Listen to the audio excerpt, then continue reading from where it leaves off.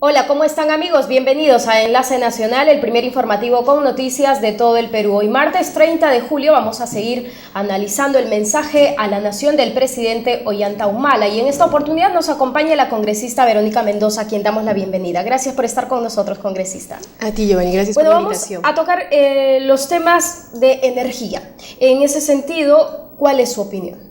Bueno, creo que en términos generales este ha sido un mensaje algo desarticulado que no transmite una visión clara de país, ¿no? El presidente no nos ha dicho a dónde nos quiere llevar y a dónde vamos a ir todos tomados de la mano, ¿no? Por decirlo de alguna manera. Y un ejemplo claro para mí es lo que tiene que ver con la política energética, ¿no? El presidente ha hecho referencia a la modernización de la refinería de Talara, anunciando que esta vez sí se va a hacer efectiva. Ha hablado de un monto, ¿no? Cerca de 2.750 millones, pero no ha hablado en absoluto de plazos y no lo ha contextualizado en todo aquello que está pendiente en este sector. Por ejemplo, no ha dicho ni una sola palabra del gasoducto del sur, que se supone que es uno de los proyectos bandera de este gobierno y que se supone iba a cubrir un poco la deuda histórica que tiene el Estado peruano con la macrorregión sur y que estuvo presente en los dos otros mensajes anteriores y sobre el cual no se dice ni una sola palabra en este último mensaje, pero tampoco se ha dicho nada respecto a una controversia interna dentro del propio gobierno en estos últimos días que tiene que ver con la participación de Petroperú en la explotación de hidrocarburos, dado que hay varios lotes cuya concesión está caducando en el 2016 y que van a revertir al Estado. Hay diversas versiones dentro del gobierno, algunas que dicen que Petroperú va a volver a asociarse para la explotación, otras que dicen que no. Entonces, digamos, era la oportunidad perfecta para que el presidente aclarara cuál va a ser finalmente la política energética y si se va a fortalecer Petroperú y se va a promover su integración vertical, es decir, participar no solo en la refinación, sino también en la explotación.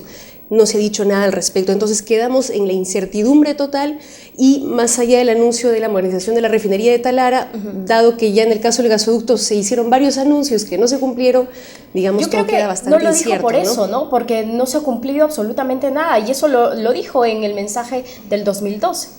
Efectivamente, en el mensaje del 2011, Giovanni, en el mensaje del 2012, y no solo eso, sino que en el Cusco estuvimos con el presidente de la República inaugurando el gasoducto del sur en el 2012, celebrando la recuperación del lote 88 también en el 2012, sin que nada de esto se haya concretizado efectivamente. Entonces, de tal manera que incluso este anuncio positivo sobre la refinería de Talara cae un poco, digamos, sobre la base de una desconfianza ya instalada que no nos permite creer en la posibilidad de que esto se haga efectivo. Pero ¿Por lo más qué no creer? Porque ya lo dijo hace 2 años y no se ha hecho absolutamente nada. Claro, si te dan varios anuncios en el mismo sentido y no se cumplen a lo largo de 2 años, digamos, ¿sobre qué base crees tú que lo nuevo que se anuncia sí esta vez va a ser efectivo?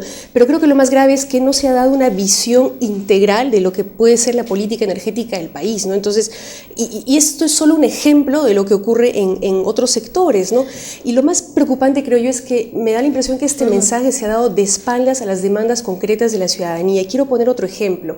En materia de salud, por ejemplo. Claro, eso íbamos a tocar además por el tema de la huelga médica. No lo ha mencionado absolutamente nada y por lo que estamos pasando, el tema de la gripe H1N1, que no se ha señalado absolutamente nada porque hay falta de vacunas y se señala también una denuncia que el Ministerio de Salud estaría vendiendo estas vacunas a entes privados. Efectivamente, y justamente el hecho de que no haya mencionado la huelga de médicos y enfermeras que ya llevaba varios días de manera sostenida y no haya dado una respuesta concreta, es cierto, mencionó la futura reforma del sistema de salud, habló de una modificación en la escala remunerativa, pero recordemos, Giovanni, que ya el año pasado se les había firmado incluso un acta a los médicos y enfermeras hablando de una nueva escala remunerativa. Entonces, ahora era la oportunidad para que ya se hablara de un presupuesto específico y de plazos concretos para el otorgamiento de bonos, incrementos remunerativos, en medio de una huelga sostenida ya de varios días que además genera un gran problema de acceso a la salud de parte de la ciudadanía. Entonces, que no se dijera nada al respecto de manera concreta y directa revela que el presidente está de alguna manera alejado de los reclamos ciudadanos. Pero y en ese sentido también, hablando de reclamos ciudadanos, han estado en huelga los trabajadores estatales por la ley del servicio civil, pero sin embargo en su mensaje ha ratificado que la ley del servicio civil va de todas maneras. Efectivamente, Joven, y al margen de lo que podamos pensar de la ley del servicio civil, un tema complejo ciertamente, el simple hecho, yo creo que era una oportunidad para que el presidente pidiera mínimamente como gesto político disculpas a los trabajadores estatales por no haber dialogado con ellos antes de la promulgación de la ley. Él, empezando su mensaje, un poco se ha ratificado eso. A ver, ha dicho que aprenden de los errores. No especificó, eso sí. Sobre el tema del servir, yo creo que debe haber sido mucho más específico, porque este esquema de primero promulgo la ley y luego me siento a dialogar contigo realmente me parece nefasto, además en un gobierno, con un gabinete que se llamó el gabinete del diálogo, ¿no? Pero es cierto que al inicio tuvo un cierto mensaje de autocrítica y de aprendizaje de los errores, pero que, digamos, fue tan ligero que creo que no, o sea, en medio de una crisis política y en medio de una exigencia ciudadana, de un cuestionamiento ciudadano hacia la clase política, ameritaba un mensaje mucho más claro, mucho más autocrítico, y creo que ha sido bastante insuficiente lo que hemos escuchado el día de hoy de parte Pero entonces no encuentra algún punto presidente. Positivo en su mensaje del presidente Ollanta Humala. Yo creo que le ha faltado fuerza, le ha faltado dar una visión clara. No vamos a dejar de saludar, por ejemplo, los avances insuficientes siempre, pero importantes en materia de programas sociales, etcétera.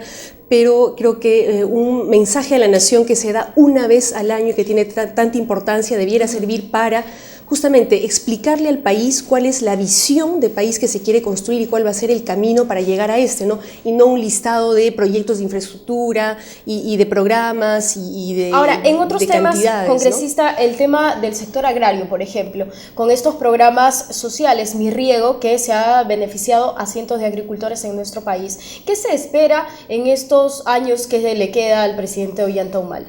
Bueno, eso es lo que siempre, digamos, es digno de saludar, pero ha dejado de lado un reclamo que se está dando a lo largo y ancho del país y que viene, por ejemplo, de mi región, Giovanni, es el hecho de que el programa se limite a aquellas localidades que están por encima de los 1000 metros de altitud. Y ocurre que en el caso del Cusco, por ejemplo, solamente por poner un ejemplo, tienes valles que se encuentran en ceja de selva, que están por debajo de los 1000 metros de altitud, pero que cumplen con todas las otras condiciones que ameritarían realmente estar incluidas en el programa Mi Riego, ¿no? Zonas vulnerables donde además, recuerda, hay una amenaza del narcoterrorismo, ¿no? De infiltrarse, digamos, socialmente, y donde se debiera priorizar este tipo de programas. Lamentablemente han sido excluidas estas zonas, y a pesar del reclamo insistente de varias autoridades locales y congresistas de esas regiones, todavía no se amplía. Entonces esto demuestra que no hay una visión clara de las diferentes potencialidades del país, ¿no? Entonces, si no tienes una lectura integral de tu país, difícil que tus programas puedan ser efectivos si es que no los focalizas ahí donde son realmente necesarios. De otro lado, usted señalaba un Plan Nacional de Derechos Humanos que no ha sido mencionado por el presidente Ollanta Humala. Hay varias ausencias, y esta me parece una de las más graves, dado que debió haberse aprobado este plan en diciembre del año pasado. Entonces ya son más de 6 meses de retraso. Yo creo que ameritaba una respuesta o un anuncio concreto. No entendemos, puede tener que ver con el tema de reparaciones civiles, ¿no? Reparaciones para las víctimas de la violencia, que hasta ahora, digamos, no ha habido una modificación en el sentido de que las personas víctimas no tengan que esperar a cumplir. Se ha ido entregando, digamos, el cheque que se les, que creo que hizo también el anuncio el presidente Ollanta Humala en su mensaje del 2012. Efectivamente, pero a personas que han tenido que esperar a cumplir los 65 años para poder acceder a esta reparación, ¿no? Ahora, también es importante recordar que en el Plan Nacional de Derechos Humanos se ha excluido el tema, por ejemplo, de la protección a personas con distinta orientación sexual, la población LGTBI, que ha sido excluida de este plan, según el decir de la ministra de Justicia, de quien era entonces ministra de Justicia, por tratarse de un tema controversial. Entonces, digamos, yo creo que ese tipo de decisiones no se pueden basar en cuán controversial o no es un tema, sino en la defensa de los derechos de todos los ciudadanos, ¿no? Pero, digamos, esto es algo que debió haberse aprobado, reitero, el año pasado, y que a esas alturas no se haya dicho nada concreto resulta bastante preocupante. Bien, muchas gracias por estos alcances, congresista. Esperamos tenerlo en una nueva oportunidad y a ver cómo le va en este tiempo que le resta de su gobierno al presidente Ollanta Humala. Muchas gracias por estar con nosotros, amigos. Volvemos tras la pausa.